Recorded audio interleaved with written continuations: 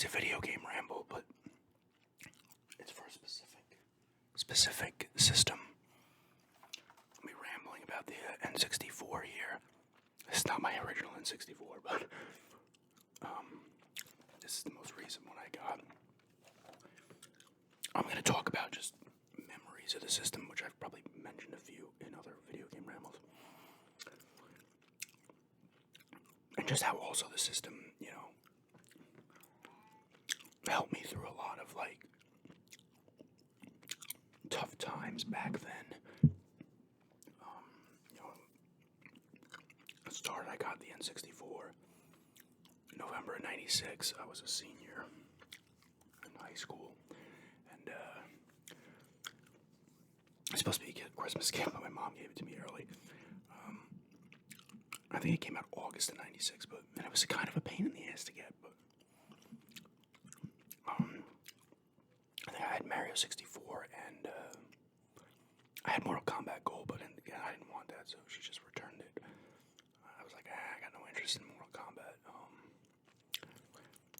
I want to say I ended up with Shadows of the Empire second, but I think I told the story how we had the TV on and we could hear it, but we couldn't see it, and we called this number, and they're like, oh, you gotta just, people weren't used to the inputs on the TVs back then. And he's like, oh, you just gotta change, we've got this question a lot, you just gotta change the input. Change it, my mom's jaw dropped. It was like, holy shit, Mario 64 looked fucking amazing. It was, from a graphical standpoint, that's probably the most impressed I ever was when seeing a new game for a new console, because it was into the 3D era for Nintendo and shit. It was amazing. I remember I'd get baked with my friends. I'd be like, yo, you gotta come upstairs and check this out. And everybody would be like, holy shit. It looks amazing. At my peak, I had a pretty good collection, for sure. I'll get into the games I had in a little bit. But, like I said, I got it in November '96. I always had my anxieties. But I started to get panic attacks, and it got real bad. About February of '97, I remember I felt weird one day. I was in this computer class in school. I started feeling weird. I remember I got high. I used to smoke weed.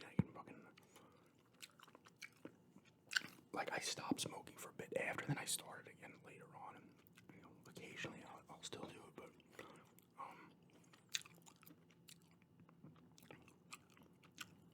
I was panicking. I felt like shit, it was awful. So I stopped that a while. I didn't want to alter the way I felt, but anyway, I remember the game I was playing when I first started to feel this way was Turok. Turok, I believe, came out in February '97, maybe January. Another thing I remember about Turok is you needed a memory card pack for the controller. You'd stick it into the back of the controller. And I didn't have it at first, so I had to play the game for a bit. And I wasn't leaving the system on overnight or anything, so I'd play as far as I could. I never did beat that game. I got pretty far in it.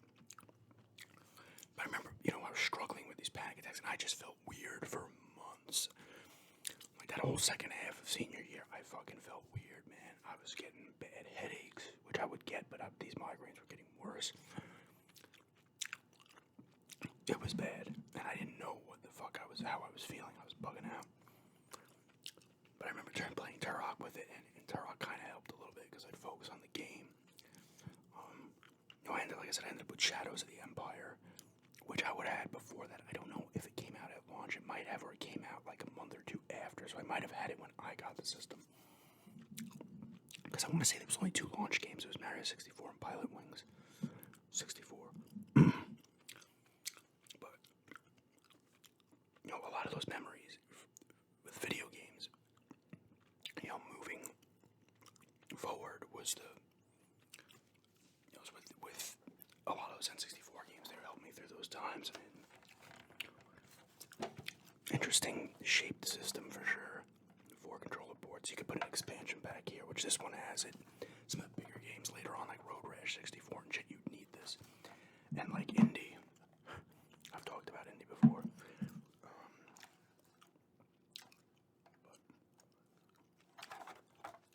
Systems were made differently back then. They didn't have a ton of moving parts, if any. I said, Mario 64 was phenomenal. Great memories with that. Like I said, Turok was helping me get through tough times. It wasn't the only one because, like I said, I still live with the panic attacks and I get anxiety and weird feelings still to this day. But back then, it was awful, man. And it was going on. Like I graduated and I pick up games, play games, but I still was getting those feelings. I specifically remember Turok because that's when it started. But the system helped. A lot of the games helped. That Shadows of the Empire. I was still playing Mario 64. I would have ended up with a Wave Race 64. List off most of the games I had that I can remember. And I didn't go to Nassau. I didn't go to Nassau in '97. I started in '98. I didn't do a year. I was like, I don't want to do a year yet of college. I don't want to wait a year.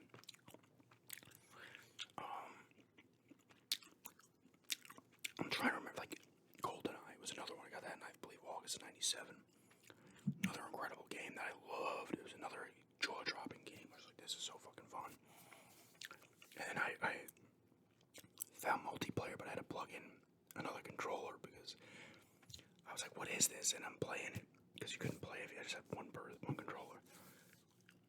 And I showed my friends, and we started playing the shit out of it. Like, everybody was playing. Even people who didn't like video games would play at least a few games.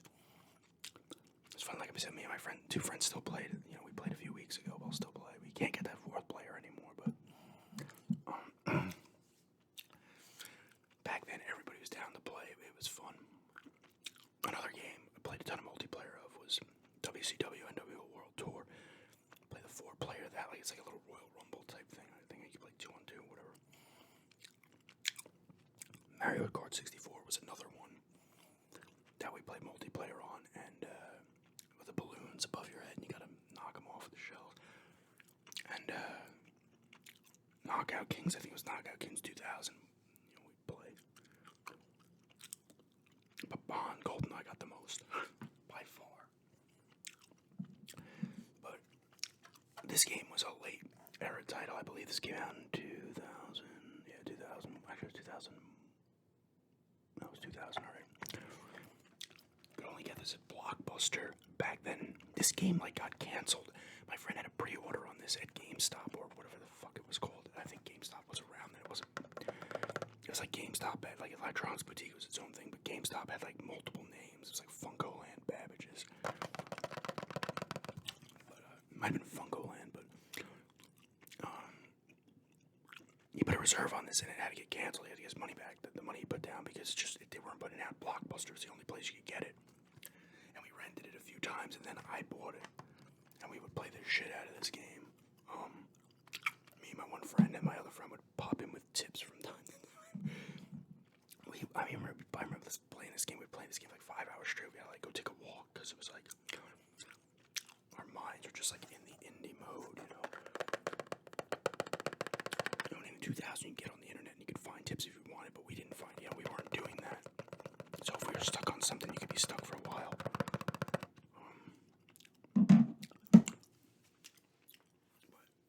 moving into 97, into 98. I remember there was another point in 98. Now I started to feel a little better. I'm still there, but actually it was within 98 to 99. I remember when I got Ocarina of Time. That was another game where I was super pumped to play. There's a lot of mind-blowing games for me. On the N64, that was one of them. I had the strategy guide for it as well. And it was just a fun game to play. Such a good game, man. When you found something out, you felt like you really achieved something, But that was maybe tail end of 98. Then I had Castlevania 64, which I had a lot of great memories with. F-Zero GX. I think it was F-Zero GX on the... Or was it just... No, was it just F-Zero? GX was the GameCube one, I believe, right? F-Zero X maybe it was. I used to play that before going to Nassau in the morning. I'd get up a little earlier before going to the bus or whatever. And so I took the train, or sometimes I got driven to the bus stop in Merrick, and then the bus would go to Nassau. I used to play the shit out of F-Zero on that. I love that fucking game. And that one, like, introduced, like, there was so many other characters in that one. They all had, like, a little bio and shit. It was pretty cool. Played the hell out of that. Star Fox 64 was another one. That one came with a Rumble pack, so it was in a bigger box. I played the shit out of that game, too, trying to beat my high score every time. I love that game still to this day. It wasn't an overly long game at all, but it had a late replay value. Because if you were trying to beat your score or whatever, it was fun. What else? 1080 snowboarding. I played with that with my friend a lot as well. That was an awesome game. I remember one of the guys' names was Ricky Rinterborn. That's the only name I remember. I think it was 4, maybe 5 or 6 snowboarders, but that was awesome. And it was one Christmas, I think it was Christmas '99, I got this. This is my original copy. This is the gray copy of Scooby-Doo Classic Creek Capers. I had the black cartridge. Road Rash also had a black and gray cartridge. I love this game. If you're a fan of Scoob, this game's awesome. It's kind of like just like it's not a straight point and click, but it's like a King's Quest type game, but you're a little more moving around and stuff. Really fun. You gotta find clues. It's short. There's only like 5 episodes.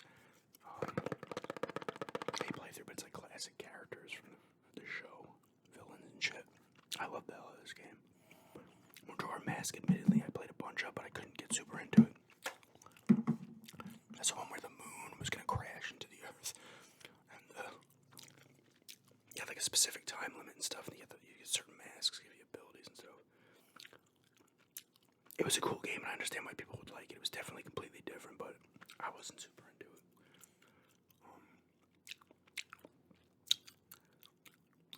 But I was still getting panic attacks badly back in 98, 99. A lot of these other games still, helped me get through it. The Castlevania 64 is the fucking, Road Rash 64 is another one. Me and my friend split that. It was like $70. It's funny, games are $70 now, but games back in the day, and even before in 64, certain games would be like $70, $80, $90. Like, it was nuts. Like, Link to the Past might have been like $80 or $90 back on Super Nintendo. Mortal Kombat was like $80. And it's fucking crazy to think that because, obviously, inflation stuff, the dollar's different. So, $80 back in 92 now is probably like, what, $150 maybe. So, it's like, the games were not cheaper back then, which is funny. Eventually, they drop in price and shit, but if you want certain games early, it could be pricey. It's a not Star Wars. Star Wars Shadow of the Empire was another awesome game. That helped me through those tough times early with, the Turok and Mario and shit. I played it on Wave Race 64 as well. Maybe it was just called Wave Race. What else did I have? I had a couple of Maddens. I had Madden 64 and I think Madden 2001. Still liked them, but I was starting to lose interest in Madden at that point. I had NHL Breakaway 98, maybe, which I actually played a shit ton of. I think it was Breakaway 98. I had WCW NW World Tour. My friend had WCW NW Revenge, which was the better game. The other one was good too, but that one was better. What else did I have? I'm trying to think. Like I said, it was cool because I was going through tough times mentally, and I still do. To this day, everything changed for me from a mental standpoint in senior year. I had anxiety and stuff, but something really happened in my brain at that point that I don't think I ever got past, but I learned to deal with it, and you kind of forget about it, and sometimes it still pops up, but back then those games were, and like I said, it's just Turok was the one that really sticks out because I was starting to play it, but I think I got the memory pack after it started happening, so I got the memory pack. I remember specific levels. I think the 5th level was the Catacombs level, which was always an interesting level. Just remember the music and stuff, the noise, but the dinosaurs and stuff.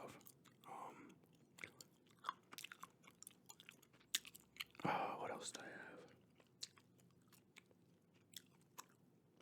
The thing with the N64 is it might be one of the smallest game collections of a major console that sold pretty well. There was not a lot. Then it might have been like not even 300 total games for the system. Wetrix was another game I had, a really cool puzzle game. So at my peak, I probably had maybe like 15 games. I had to sell them occasionally, but that was about it. I mean, it's a lot of I missed out on back then. I played some later on. Resident Evil 2 I never owned. I rented it and beat it, which was another jaw-dropping game because I did not play the first one on the original PlayStation. I didn't have it. So 2 was my introduction to the franchise, and the fact that they were able to get that game on the system, that was another one that needed the expansion pack, was pretty actually impressive. Because I'm pretty sure it looked like a pretty good bit better than the PS1 one. But Resident Evil 2 Classic, I played that, but I ended up owning it like later on, but I would rent it back then.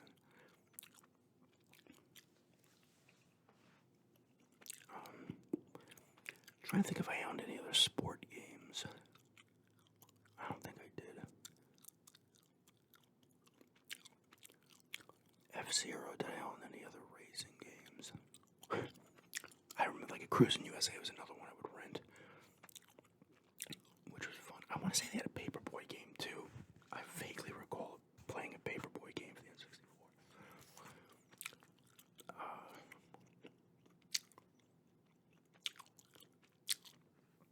But I didn't play a lot of like Conquer. I never played back then. The Banjo-Kazooie games I didn't play back then. Jet Force Gemini I played a bit of. Rare, the developer Rare, had the fucking run they had on the N64. Another one I rented a ton of, and I remember renting this during I want to say it was the second finals that the Bulls played the Jazz.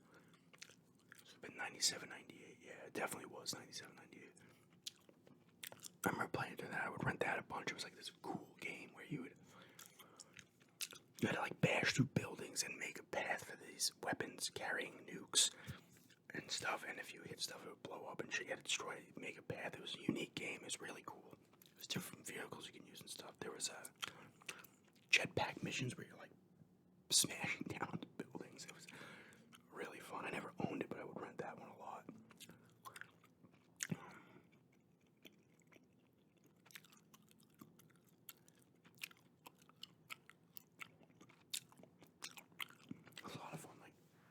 Nintendo had that like mantra back then. It was like quality over quantity. It still hurt them that they never tell me a ton of games, but it was their last cartridge. Well, I guess the Switch is technically considered a handheld. I don't know, but at the time, for their dedicated home console, that wasn't a handheld. This is the end of the cartridge based stuff. But it was just great times with that system, like I said. It got me through a lot of kind of tougher times back then. It took my mind off the stuff.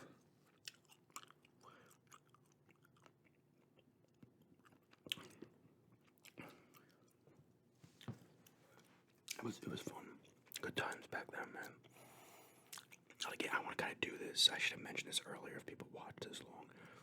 If you want to see me do more of these videos with like other systems and talk about my memories with them, and maybe if they've helped certain, times in my life, what was going on and stuff, let me know. I don't mean necessarily like the newer ones, like probably up until like GameCube, Xbox era. It'd probably make more sense going backwards, like the Genesis, Super Nintendo shit and like that, but I think with the N64, another thing that makes it so unique for me, it's the only one I had during that era. I mean, it was the only 64-bit system, but the PlayStation was out and the Saturn was out. I didn't have either of those systems. It was just N64. Like, the previous generation, I had the Genesis, the TurboGrafx, and the Super Nintendo.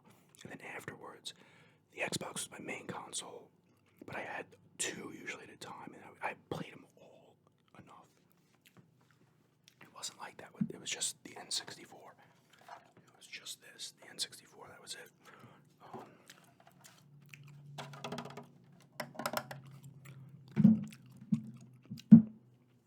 And a lot of good memories, like multiplayer memories too with friends and shit, which is fun. I remember selling 3 games to my friend for $10 a piece, and they were complete with the boxes and the manuals. I believe it was Mario Kart 64. That's the one I really remember. I don't think Mario 64 was in there. It might have been 1080 and something else. Maybe it was Mario 64, but I mean back like now, if you had those games complete. Now, granted, this was probably like 1999, 2000. I did this 20-something years later. Yes, those games are a lot more valuable, complete, but great system. You know, I just want to kind of relive those memories. You know, talking to you guys about it and stuff. It's the only 2 games I have on home right now. I do want to get some more, but it is a little bit of a pricey system. I feel like there's a few I'm forgetting that I had or played. It probably definitely is. You know, I didn't have, like I said, I missed out on a decent amount. I just didn't play them. You know, I focused on the ones I had. And then I moved on to the Cube first. And then the Cube lineup was a fucking disaster. And I ended up getting the Xbox and selling that Cube not too long after. And then I'd go back and forth with the PS2 and the Cube. But I always had the Xbox for a bit. I think I finally sold that in 05, but that's for another ramble.